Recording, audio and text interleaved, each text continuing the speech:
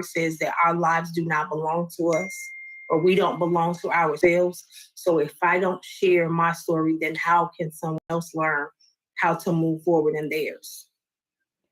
That's true. That's very true.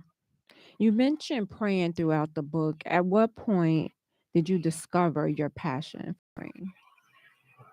I think I've always had a passion for prayer, but I think because we used to do prayer lines as kids, but I think when I really acknowledged and understood that there was a passion for prayer was I met a young lady at a church function one day, and she had just lost someone dear to her. And there was a deep desire to pray for her. Although I wanted to pray for her, I wasn't exactly sure what to pray. So that was one incident. But as a mother, there's always a desire to pray for children. So a lot of us at a young age are introduced to Christ through prayer, through our parents, how to pray, when to pray, and the importance of prayer. When did you know that you had that gift for intercessory? Hmm. I want to say, I want to say about the time my third child was born. By the time 2006, 2007, I think that's when I really began to really understand what it was. How do you feel about when you do pray? Because a lot of times we pray, we may quote the scriptures back to Him, but just being intentional about prayer, like being specific when you pray. Like, how important is that? I think it's very important because that allows us to know that we do understand what His word says, and that it also allows us to begin to understand our level of belief, because a lot of times we will pray and ask God to strengthen our faith, but there are also times when we need to ask God to help us to believe, help, as it says, help our unbelief. And a lot of times we pray for things, but we don't necessarily believe for ourselves, but we believe for other people. Now, your son Justice also experienced loss at a young age. As a mother, how were you able to comfort him and restore his faith during his grieving process?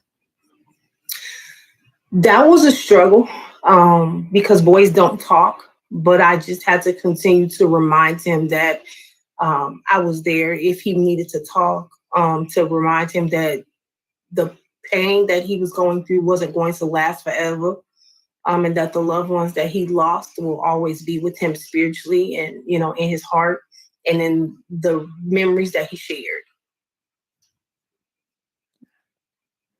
Do you remember if he had any type of counseling for grief or anything? The only counseling I can tell you honestly that he has had would be with his grandmother, his grandmother is a pastor. So that would be it, because he didn't trust people to talk to people. So, but he would open up and talk to his grandmother. So you mentioned using your own life as an example for your children. You earned your master's degree, hoping that it would get them excited about learning as well. And so in one Mhm. of your classes, you talked about the last dance, encountering death and dying. And this Mhm. class actually you aced the class, Mhm. which you never imagined that you were going to be able to use these classes in your personal life. So take us back to the morning of January 15th of 2023. How did it change your life? That morning started off with me getting dressed for church. Um, I asked my son if he wanted to go. He said no. So as I was walking out the door, I leaned over and kissed him and said, "I love you." He said, "Okay, love you too, Mom."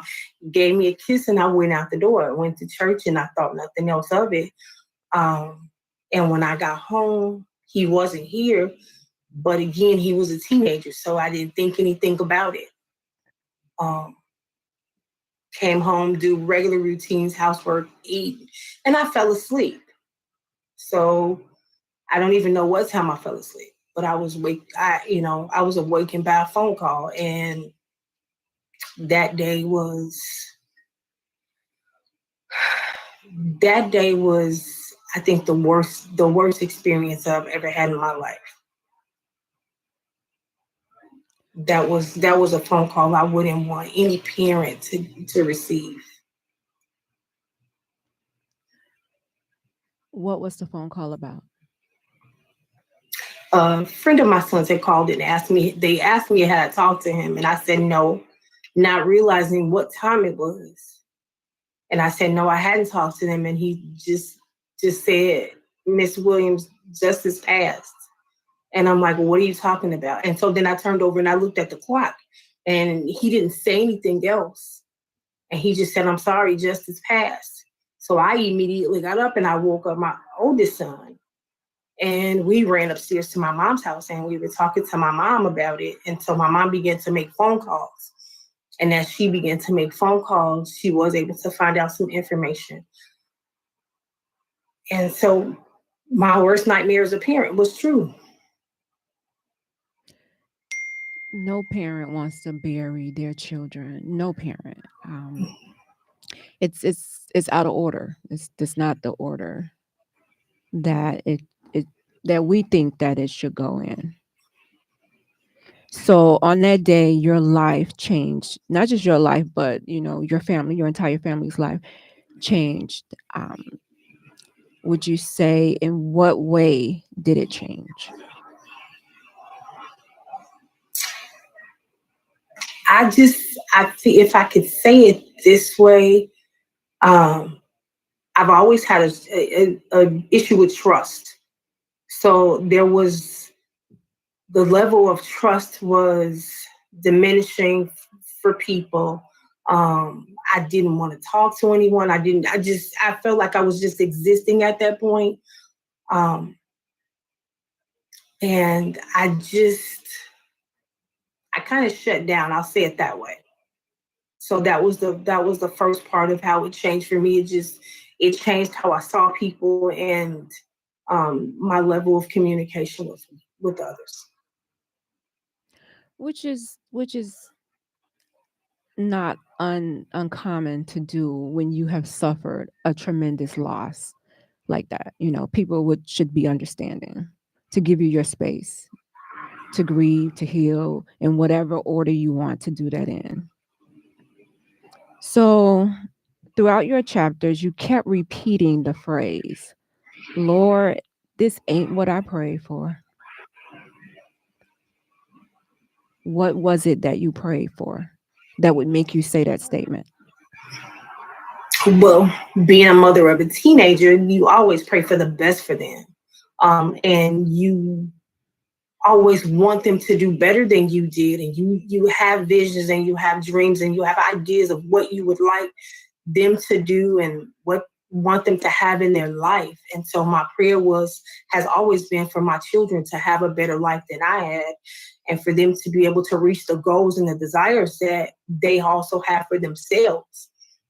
But raising a child in this generation was hard for me. So it was always my prayer was, Lord, protect my son and help him to be the man that you fashioned him to be, not just who I see, but who you fashioned him to be.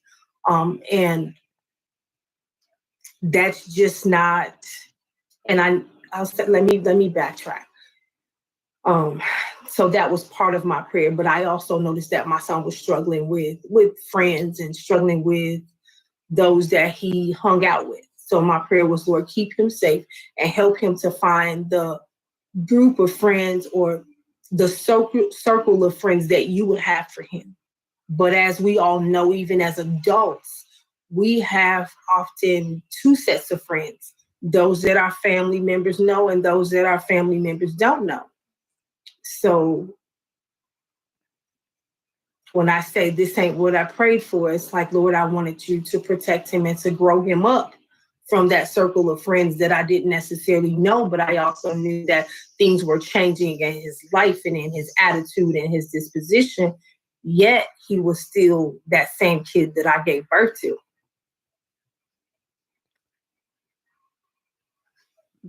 I would say I'm not a black man, but I have a son.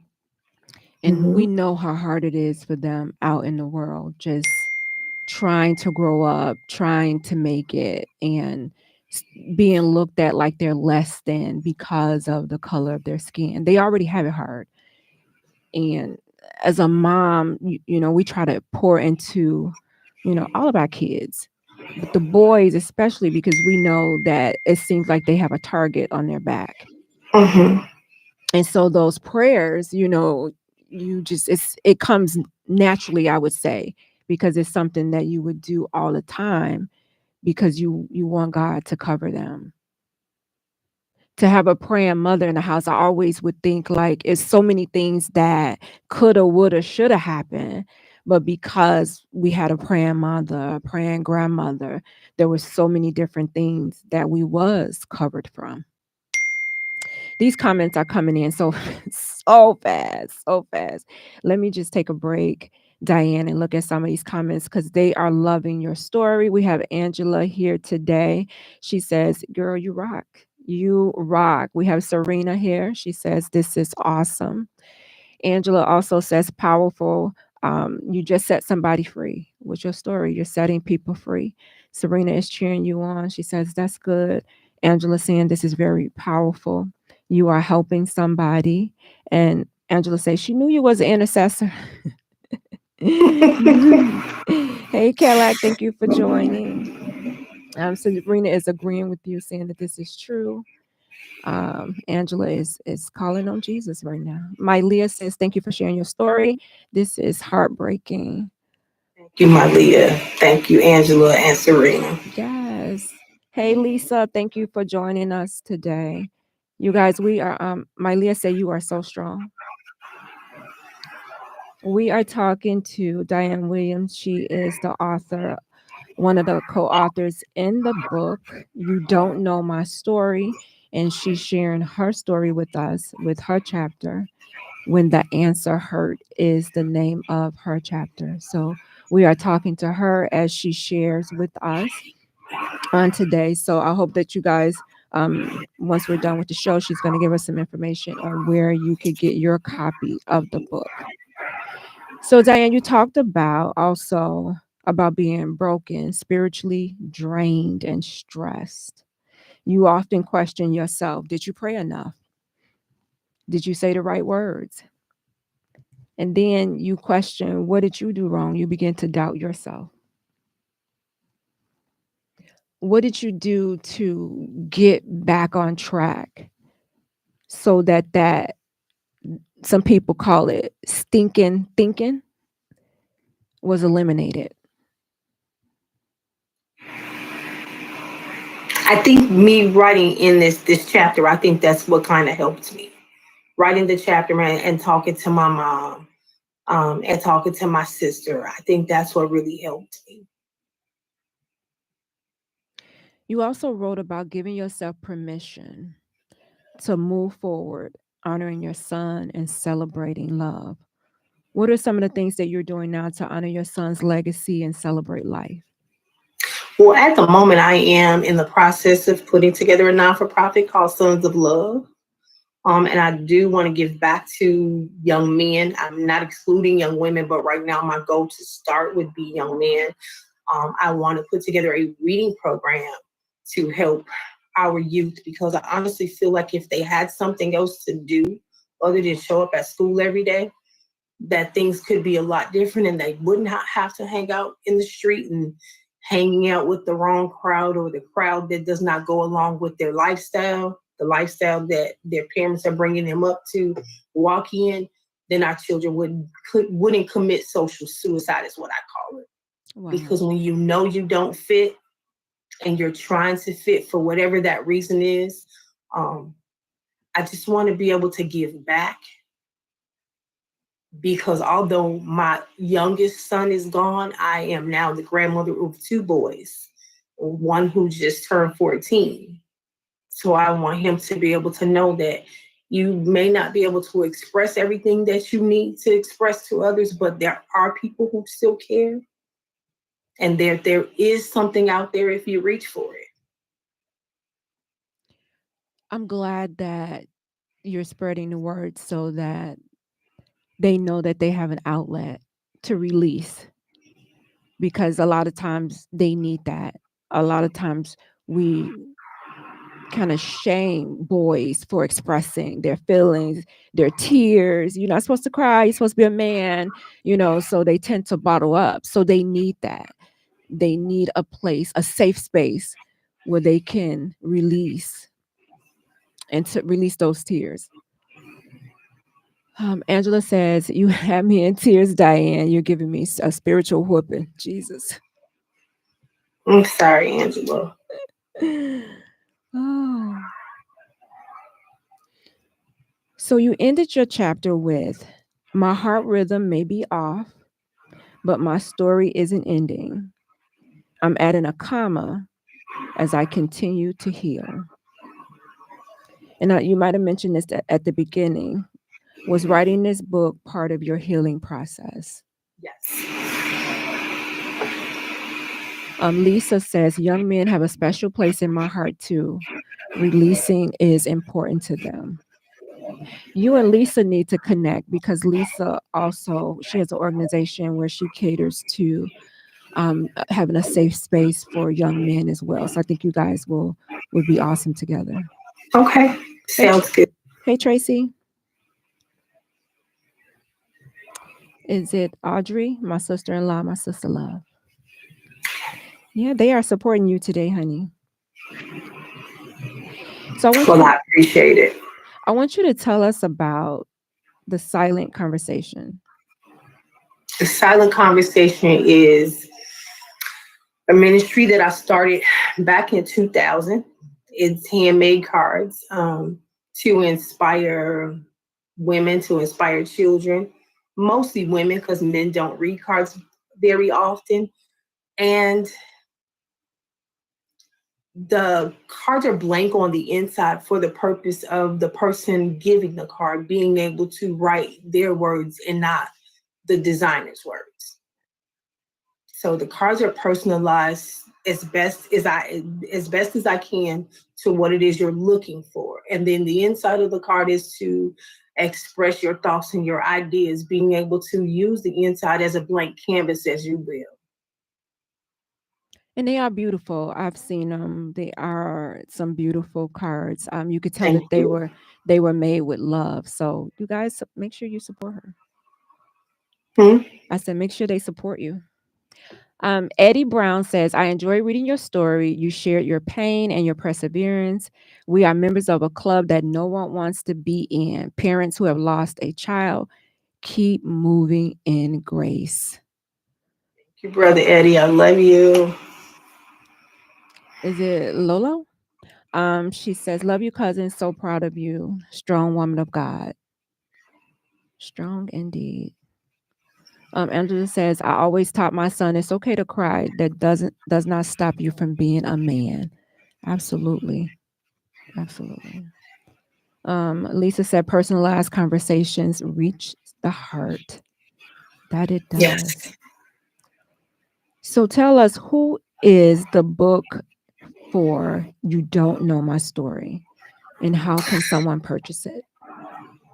You don't know my story is for anybody, everybody, anybody who desires to read, anybody that has life experiences. It's for that sister that feels like she's by herself, that brother who does not understand how to move forward. The grandmother just needs a little bit more motivation. It's for anybody who wants to get past the pain and the struggles and life experiences to enjoy and live and not just exist. And where can they purchase the book? Actually, if you inbox me, I actually have copies. I can send you a signed copy, or you may also go on Amazon. The book is on Amazon, or I can send you a copy if you like. Talk briefly about some of the other authors who are in the book.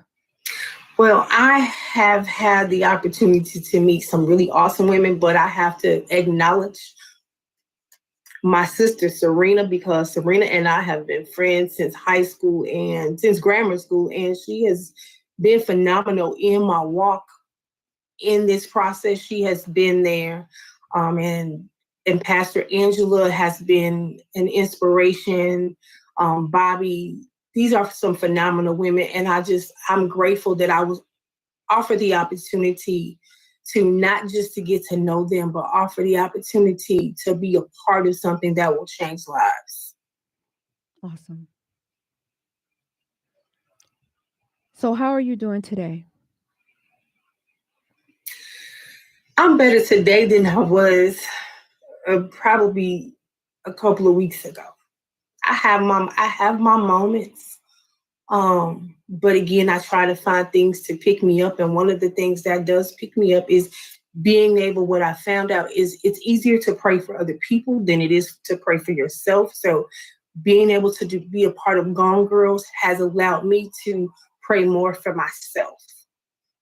So I am in a better place mentally than I was. Spiritually, I think I'm snapping out of whatever that was that I was in. Somebody did ask me, was I more angry at God or was I more angry at myself? I know that death is not to hurt us, but to draw us closer to God. I don't know that I was angry, but I would say I was disappointed. Speak to that parent that just lost a child. I can say it best to say, as someone shared with me, our children are a lot closer to us now because now we get to carry them everywhere we go. They may not be in front of us, but we have enough as a parent. We have enough of memories and we have enough of them with us that we can carry them wherever we go. And we don't have to let that pain hover over us. And we have to give ourselves permission. That's why I say we give ourselves permission, because people will tell you, you should be over it. You've been grieving for this amount of time and you've been grieving for that amount of time, or you can't move forward because you won't allow yourself to. But everybody's story is different. So what works for me will not work for somebody else. We have to adjust in our own time. So I say to you, allow yourself to grieve however it is you need to grieve, whether you need to cry, you need to write it out, if you need to stand in the shower for 2 hours, whatever it is that brings you peace, whether it's a small amount of peace or a large amount of peace, take that level of peace and be grateful for it. Tell God, thank you for it. And just go day by day, because it's not a race to say, oh, my son passed away, my daughter passed away 3 years ago, and I'm up and I'm doing all of this, because something's going to come back and hit you, or somebody else is going to have that experience, and then a memory may come up, and then you may be stuck.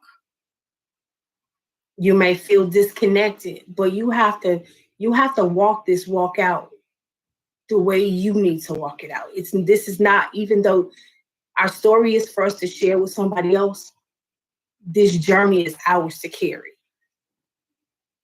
Powerful. Very powerful. The audacity of somebody else to tell you how to grieve and what to do. I've had people tell me that you should be over it by now. I'd be like, you cannot walk a day in my shoes. Okay. It's easier said than done. Angela says, that sounds remarkable. My son needs to invest in your cards for his students, especially the male students. You need to connect with her. Okay. Audrey says, true walk of faith, courage, and God's love. Angela said, I need to get my book. Okay, Angela. I got my book. You need to get your book. Get your book. This is the last comment. Angela says there's no time frame for grievance. You just can't live there. You can't live there. No, Okay, you Kelly. can't live there. But the blessing of all of it is knowing that our children may not be here with us physically, but they've made it home and we're still trying to get there. Oh, wow. Okay, the comments are just coming in. Kalak says, I agree, grieving time is different, the same as love. Yes. Melinda said, God bless you abundantly, cousin. You are an inspiration to me and others to share your story that will give us all hope Love you always. All right, Melinda has the last comment of the show. And Diane, can you please give listeners some words of wisdom on You Don't Know My Story? Hmm. I guess words of wisdom that I would give is to always remember that the words of love and the word of God that is hidden in your heart is more powerful than the pain and the experiences that you feel. Wow, I have enjoyed the show today. Congratulations again on your Thank you. book being released. I know you guys are on an author's tour right now. So, congratulations to all of the authors. I have truly enjoyed your story, Diane. You have always supported me in Warriors Talk. So, thank you so much for that. I appreciate it. And continue to share your story, continue to share your healing and blessing somebody. So, tell them how to stay connected to you. You can reach me. I have a Facebook page, but you can also find me on my spiritual conversations, or the Facebook page for prayer and inspiration, or my regular Facebook page is just Diane Williams. And you can you can email me at dehudson35@gmail.com. Thanks again. I appreciate you, Diane. Love you. Thank you so much. Love you, sis. Love you too. All right. You guys, please don't go anywhere. Coming up next is Pillow Talk with God right here on Intellectual Radio. I want to highlight my sponsor, Gloria Dotson with Mary Kay. She's catering to all of your beauty needs from head to toe. You can go to marykay.com/GDOTSON and tell her that Warriors Talk sent you. Warriors Talk is always looking for individuals to share their journey. You can email me at warriorstalk1@gmail.com, inbox me on Facebook, and let me know that you are ready to share. I'll leave you with these words of wisdom. You see my glory, but you don't know my story. Join me next Monday right here on Intellectual Radio at 6 p.m. Central Standard Time. As always, thank you for tuning in to Warriors Talk with author and founder Lady Rochelle, where we are changing lives one warrior at a time.